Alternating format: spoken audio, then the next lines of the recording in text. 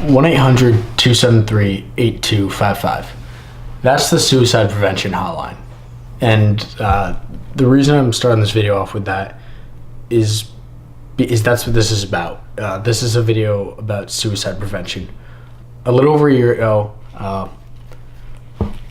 I lost a pretty close friend to suicide.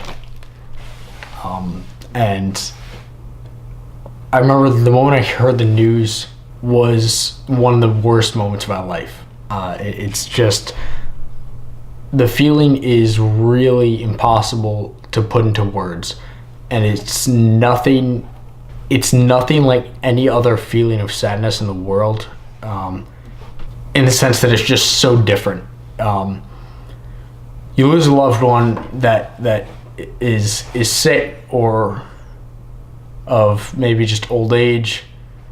It's sort of expected at some point. Obviously you don't want it, but it's expected.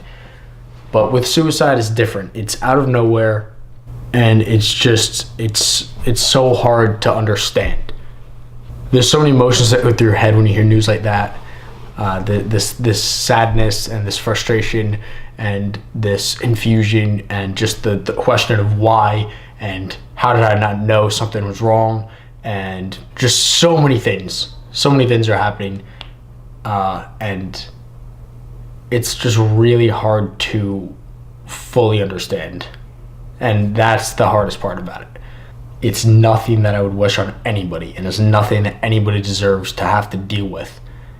And as bad as that feeling is, the feeling of being the person who decided that taking their life was their best option, that's another feeling that I'm sure is 10 times worse, that no one deserves to have to deal with.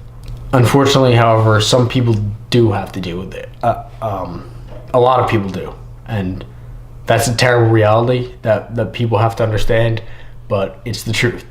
It's really important to make sure people understand that if they do feel that way, because plenty of people do, and you just have to help people with these feelings understand that they're not alone, and that as bad as things may seem for them, there are people that will help you, whether it be a teacher or a friend or a family member or even a therapist or somebody you work with or a total stranger on the end of a suicide prevention hotline. Somebody will be there. Somebody will help you, and there's nothing to be ashamed of. There's nothing to be embarrassed of. And that's the biggest thing. People need to understand that it's fine. It's all right to not be all right. When it becomes an issue is when you don't ask for help, when you're too embarrassed, or you try to push those thoughts away, and when you don't accept it, when you don't do something about it, then it's more of a problem than it already is. And that's the biggest thing that people need to understand, that there is help out there. And if you have those feelings, just talk to somebody, please. Because when you don't, and you make that horrible decision, you leave everybody that loved you and everyone that knew you with this terrible feeling of just, what could I have done better, or how could I have stopped them? It's just, it's not worth it.